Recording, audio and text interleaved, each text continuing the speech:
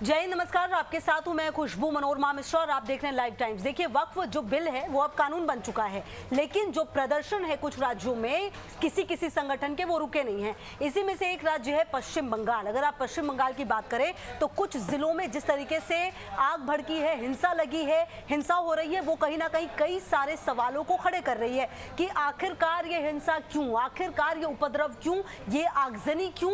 ये तमाम वो सवाल हैं जिसके जवाब ढूंढने की कोशिश हो रही है। अगर आप मुर्शिदाबाद की बात करें तो यहाँ पर जो स्थिति है वो आउट ऑफ कंट्रोल नजर आई। आप समझिए पूरे पश्चिम बंगाल में कुछ जिले, चाहे वो साउथ 24 परगना की आप बात करें या फिर कुछ अन्य जिलों की अगर आप बात करें, तो यहाँ पर इस कदर स्थिति खराब हो गई कि पुलिस को आंसू गैस के जो है वो सहारा लेना पड़ा।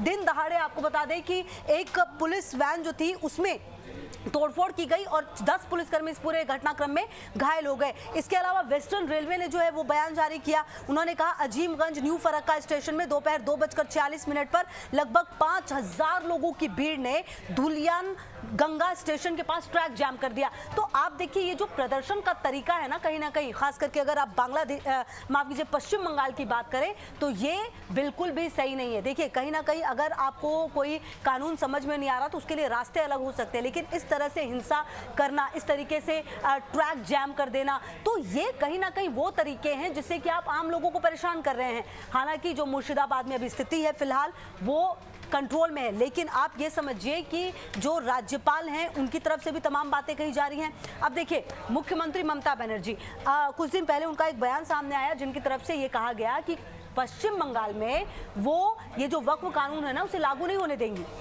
लेकिन आपको इसी के साथ अमित शाह का बयान भी याद होना चाहिए, जो उन्होंने सदन में कहा था। उन्होंने कहा था कि ये जो कानून है ये सबके लिए है, ये सबको मानना पड़ेगा।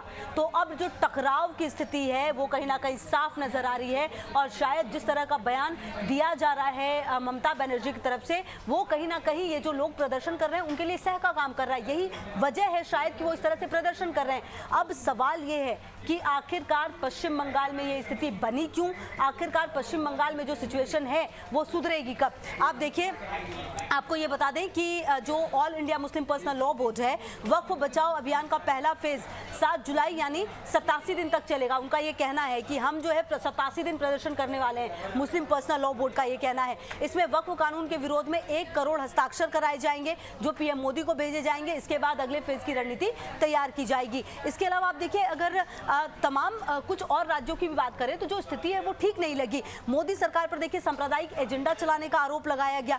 जो AIMPLB महासचिव है मौलाना फजलुर रहीम मुजद्दिकी ने वीडियो मैसेज किया। उन्होंने कहा कि जो सरकार पर सांप्रदायिक एजेंडा चलाने और धर्मनिरपेक्षता को कमजोर करने का आरोप लगाया है।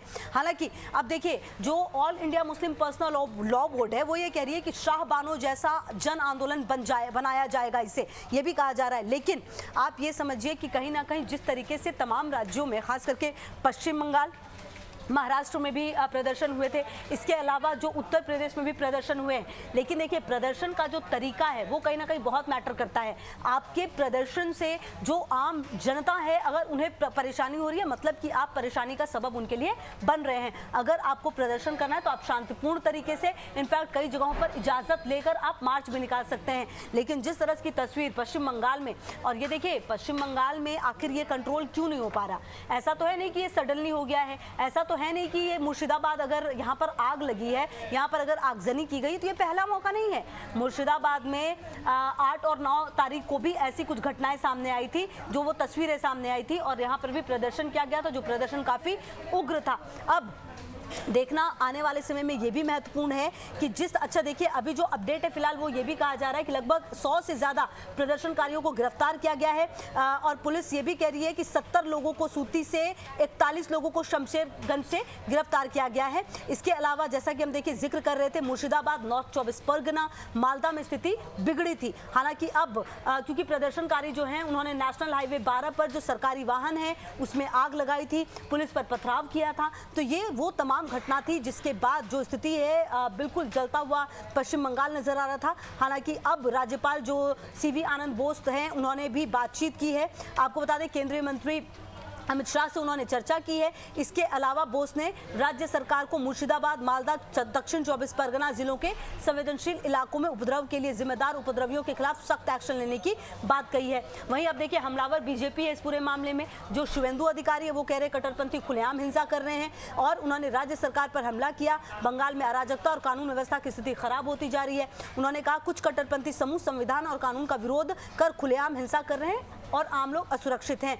लेकिन अब इन सब के बीच सवाल ये है कि आखिरकार जिस तरह का ये पूरा प्रदर्शन रहा है, और देखिए अब वक्फ तो बिल है नहीं, बन तो ये कानून चुका है, क्योंकि पहले लोकसभा, फिर राज्यसभा और उसके बाद राष्ट्रपति और उसके बाद अधिसूचना, मतलब ये पूरी प्रोसेस हो चुकी है। लेकिन अगर किसी को तकलीफ है तो वो सुप्रीम कोर्ट का रास्ता अख्तियार कर सकता है, जैसा कि कांग्रेस और AIMIM, इसके साथ साथ कई अन्य पार्टियां हैं जिनको की परेशानी थी, उन्होंने सुप्रीम कोर्ट का रुख अख्तियार किया है। 12 याचिका जो है वो सुप्रीम कोर्ट में ऑलरेडी हैं। अगर आपको किसी चीज़ से परेशानी है तो आपके पास लॉ है और आप वहां पर जा सकते हैं। लेकिन इस तरह से हिंसा करना, इस तरीके से लोगों की जान से खेलना कहीं ना कहीं सवालों के घेरे में पश्चिम बंगाल को रख रहा है। सवालों के घेरे में पश्चिम बंगाल प्रशासन, कानून व्यवस्था को रख रहा है। और अब देखना ये होगा कि आने वाले समय में ममता बनर्जी का इस पर क्या रिएक्शन आता है। That is very important. और कहीं ना कहीं नज़र इस बात पर भी होगी कि क्या जो प्रदर्शन हो रहे हैं उसे पूरी तरह से खत्म किया जा सकेगा या नहीं। बहरहाल लगातार नजर रहेगी। आप सभी हमारे साथ रहिए और देखते रहिए लाइव टाइम्स। बहुत शुक्रिया।